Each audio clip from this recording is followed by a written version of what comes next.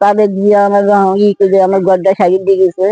আর এই সন্ত্রাসীরা এসে আমার এই ঘর বাড়ি ভেঙে দিয়ে গেছে। আমি আমি কিছু মতন থাকবো এই অন্ধ স্বামীটা নিয়ে আমি কিভাবে চলবো, কিভাবে খাবো? আমার টাকা পয়সা লুটপাট করে এই সন্ত্রাসীরা কুবাই টুবাই নিয়ে গেছে, ঘর বাড়ি ভেঙে চুরে। আল্লাহ তুমি আমার কি করলে? এই বিচার আমি চাই তারেক জিয়ার কাছে। ভাইরাল অন্ধ গফুর মল্লিকের বাড়িতে চালানো হয়েছে ভাঙচুর ও নির্যাতন। গত রাত 6টার দিকেই তার বাড়িতে কিছু দুষ্কৃতিকারীরা এসে হেলমেট পরিহিত অবস্থায় তার থাকার ছোট্ট ঘরটিতে এলো পাতারি কুপিয়ে ভাঙচুর করা হয়। কী কারণে এই ঘটনা ঘটেছে বিস্তারিত আমরা একটু আপনাদেরকে জানাতে চাই। ভাইয়ের বাড়িতে গত রাত্রে যে ঘটনাটা ঘটছে এটা খুব জঘন্যতম খারাপ কাজ।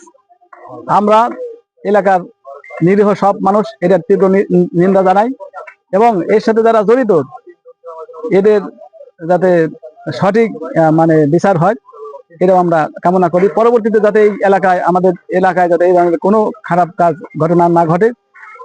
রাত্রে শীতের দিনে অনেক কষ্ট করে রাত কাটাই, পরে জিজ্ঞাসা করলাম এরকম কে কে করলো আর কারণ কি? তখন বললো যে কারণ কিছুই বুঝলাম না, বুঝি নাই। কথা হচ্ছে ভাই বেসল ছোটখাটো বিষয় কি, আমার বড় ভাই ছেলে ভাইস্তা মিরাজ, ওরা নানুর সাথে পার্টনারের ব্যবসা করে 4000 টাকা। এই 4000 টাকা নিয়ে ওরা হুমকি দামকি এই টাকা দেশ না, কিন্তু মালিক কিন্তু ওই নিজেই নানু আবার হুমকি দিতেছে যে আমার ভাষা তো চিনিস না, তুই আমার তো চিনিস না।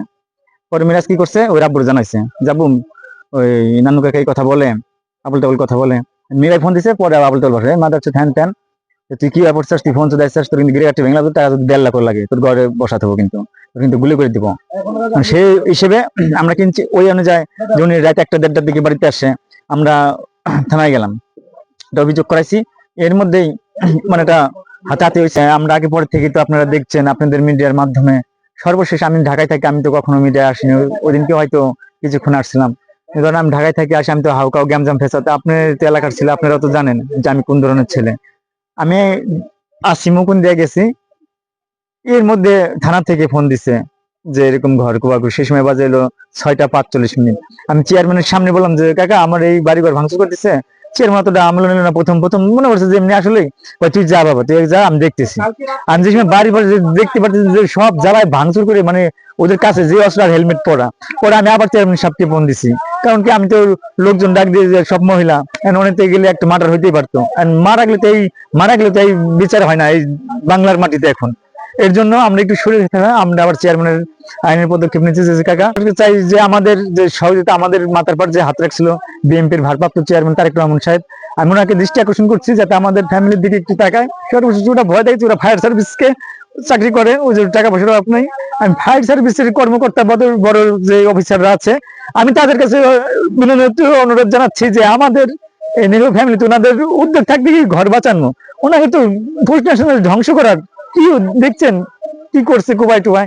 এর জন্য আপনাদের গণমাধ্যমে বলতে চাচ্ছি যে বাংলাদেশের সর্বশেষ একমাত্র উপরে আল্লাহ বিশ্বাস করি, আর আপনারা জনগণ আছেন, আমরা সুস্থ একটা বিচার চাই তারেক রহমান সাহেব, যে উনি যাতে আমাদের এরা যাতে আমাদের আমলে নেয়, আর আমাদের সাথে যাতে একটু যোগাযোগ করে, আমাদের সহযোগিতা করে।